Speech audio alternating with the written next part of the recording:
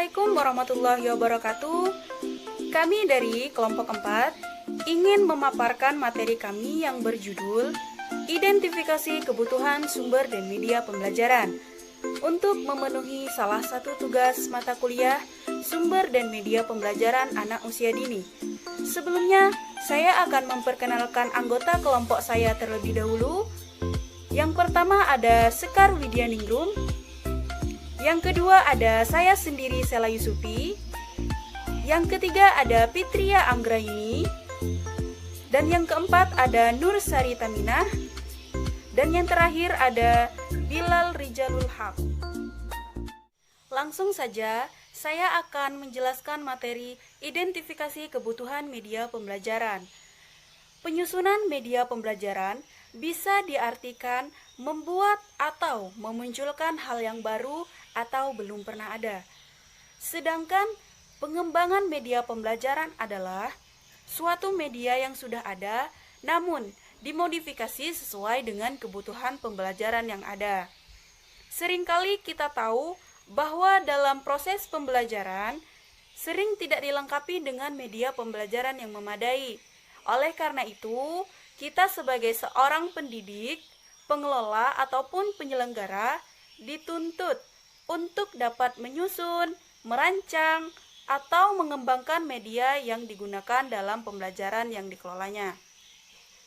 Jenis media pembelajaran dibagi 3 yaitu media visual, media audio, dan media audio visual. Saya akan menjelaskan 3 jenis media pembelajaran. Yang pertama ada media visual. Media visual merupakan jenis media pembelajaran yang diterapkan melalui indera penglihatan. Contohnya foto atau gambar, poster, ilustrasi, grafik, dan lain sebagainya. Lalu yang kedua ada media audio. Media audio merupakan jenis media pembelajaran yang diterapkan melalui indera pendengaran. Contohnya alat perekam pita magnetik, lalu ada laboratorium bahasa, dan ada radio. Yang ketiga ada media audiovisual. Media audiovisual merupakan jenis media pembelajaran yang diterapkan melalui indera penglihatan dan pendengaran. Contohnya ada film kaset, lalu ada televisi, dan lain sebagainya. Ada 11 langkah-langkah identifikasi penyusunan media pembelajaran. Yang pertama, identifikasi kebutuhan anak. Yang kedua, penentuan prioritas kebutuhan anak. Yang ketiga, penentuan topik. Yang keempat, penentuan jenis dan golongan media pembelajaran. Yang kelima, pengorganisasian isi atau materi dan bahan yang diperlukan. Yang keenam, penyusunan atau pengembangan draft media pembelajaran. Yang ketujuh, penyusunan instrumen uji coba media pembelajaran.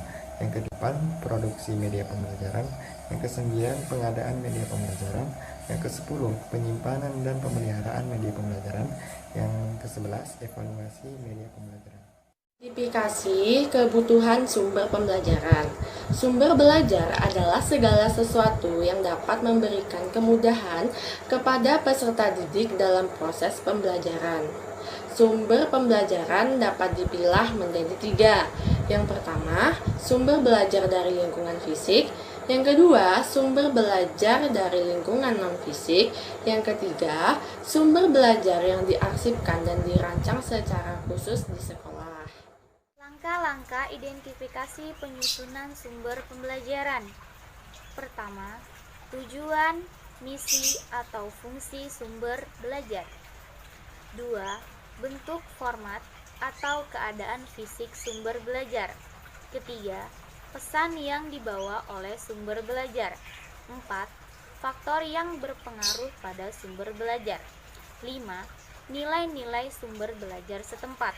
Keenam, keadaan ekonomi pada umumnya.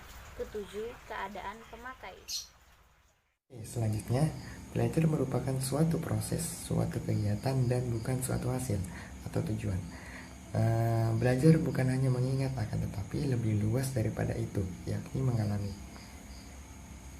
Terdapat 3 model pengukuran dan pengidentifikasi kebutuhan belajar, yaitu model induktif, model deduktif, dan model klasik. Baiklah, itulah tadi pemaparan materi dari kami. Jika bagi teman-teman ada yang kurang dipahami, silahkan untuk ditanyakan. Mungkin cukup sekian dari kami. Kurang dan lebihnya kami mohon maaf. Wassalamualaikum warahmatullahi wabarakatuh.